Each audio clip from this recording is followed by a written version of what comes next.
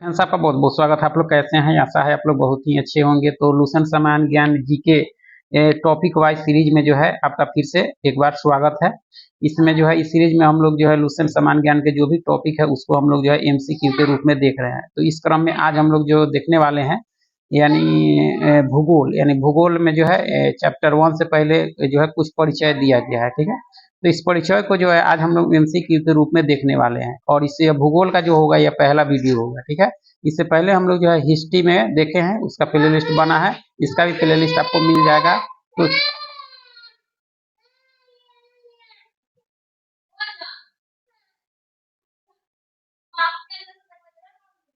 तो ना चुप रहेगी रे।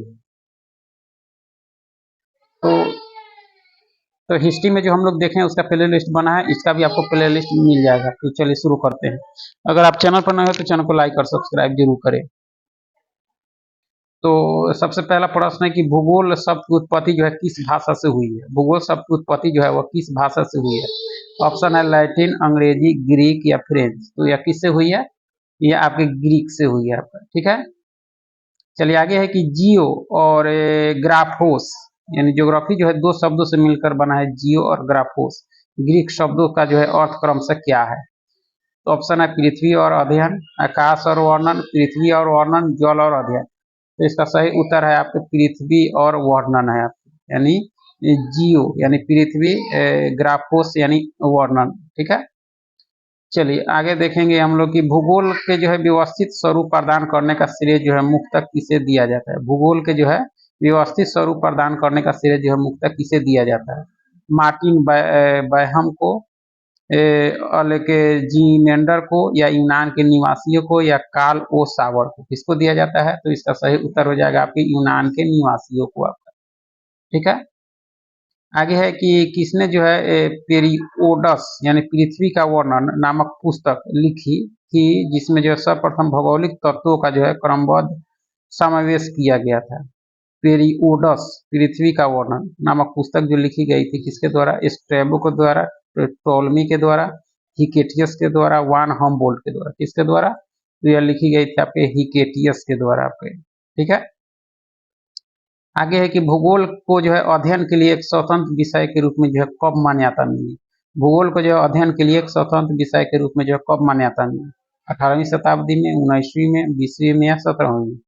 तो इसका सही उत्तर आपके 19वीं शताब्दी में आपका। ठीक है, चलिए आगे है कि 20वीं शताब्दी के आरंभ में जो है भूगोल में किनके पारस्परिक संबंधों के जो है अध्ययन के रूप में विकास हुआ?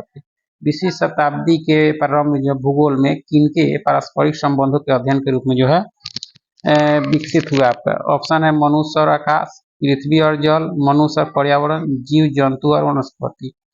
तो इसका सही उत्तर है मनुष्य और पर्यावरण के बीच आपका पारस्परिक संबंध का। संभववाद की विचारधारा के अनुसार जो है मनुष्य अपने जो है पर्यावरण में परिवर्तन करने में जो है कैसा है? असमर्थ है, आंशिक रूप से समर्थ है, पूर्ण रूप से समर्थ है, या सीमित रूप से समर्थ है? संभववाद में आपका तो यह जो है आपका क्या है? पूर्ण रूप से समर्थ है आपकी। ठीक है, दो विचारधाराएं थी। संभववाद की विचारधारा यह मानती है कि मनुष्य जो है प्रकृति प्रदत्त अनेक संभावनाओं का उपयोग किस प्रकार कर सकता है? किस प्रकार कर सकता है? तो यह आपके अपनी इच्छाओं के अनुसार कर सकता है आपका। ठीक है, आगे की निम्नलिखित में से कौन जो है संभववाद की विचारधारा के जो है समर्थक हैं आपके? Von Humboldt, Carl Ritter, Vidal de la Blache और फेब्रे और इरोटोस्थेनीज कौन है संभववाद की विचारधारा के समर्थक? तो यह हैं आपके वाइडल डी ला ब्लास और फेब्रे फेब्रे हैं आपके। ठीक है, भूगोल का जनक किसे माना जाता है? भूगोल का जनक हिकेटियस को, अलेक्जेंडर वान हमबोल्ट को, इरेटोस्थेनीज को, या पॉलीडोनियम को? किसको? तो इसका सही उत्तर आपके हिकेटियस को आपका। ठीक है, वर्तमान भूगोल का जनक किसे माना जाता है? वर्तमान भूगोल का जनक आपके किसको माना जाता है? तो यह जो माना जाता है कि इसको अलेक्जेंडर वान हमबोल्ट को माना जाता है आपका। ठीक है, व्यवस्थित भूगोल का जनक किसे कहा जाता है? व्यवस्थित भूगोल का जनक हिकेटियस को, अलेक्जेंडर वान हमबोल्ट को, इरेटोस्थेनीज को, टोलमी को? व्यवस्थित भूगोल का जनक तो यह जो कहा जाता है आपके इरेटोस्थेनीज को आपका। ठीक है, चलिए आगे देखेंगे हम लोग कि भौतिक भूगोल का जनक किसे माना जाता है। भौतिक भूगोल का जनक कार्ल ओ सावर, पॉलिडोनियम थेल्स और अलेक्जेंडर को या मार्टिन बायहम को, यानी भौतिक भूगोल का जनक या किसको माना जाता है, तो इसका सही उत्तर हो जाएगा आपके पॉलिडोनियम को आपका। ठीक, आगे है कि सांस्कृतिक भूगोल का जनक के रूप में जो किसे जाना जाता है, सांस्कृतिक भूगोल के जनक के रूप में। ऑप्शन है कार्ल ओ सावर को, स्ट्रैबो को, अलेक्जेंडर को, वाइडल डी ब्लास को। किसको, तो कार्ल ओ सावर को जो है सांस्कृतिक भूगोल का जनक के रूप में जाना जाता है। गणितीय भूगोल की जो है नींव किसने रखी थी, गणितीय भूगोल की नींव किसने रखी थी, तो ये आपके थेल्स और अलेक्जेंडर ने रखी थी आपके। ठीक है, विश्व भूगोल का निर्माण किसने किया था आपके, अलेक्जेंडर ने, मार्टिन बायहम ने, स्ट्रैबो ने या टोल्मी ने। विश्व ग्लोब का निर्माण यह किया गया था आपके मार्टिन बायहम के द्वारा। ठीक है, विश्व मानचित्र को व्यवस्थित स्तर पर जो है बनाने का श्रेय किसे दिया जाता है, या किसको दिया जाता है, तो अलेक्जेंडर को दिया जाता है। आगे कि भौगोलिक विश्व कोश की रचना किसने की थी, भौगोलिक विश्व कोश की रचना किसने की थी, पॉलिडोनियम ने, स्ट्रैबो ने, कार्ल ओ सावर या हम्बोल्ट ने। भौगोलिक विश्व कोश की रचना जो की गई थी आपके कार्ल ओ यानी स्ट्रैबो के द्वारा आपका।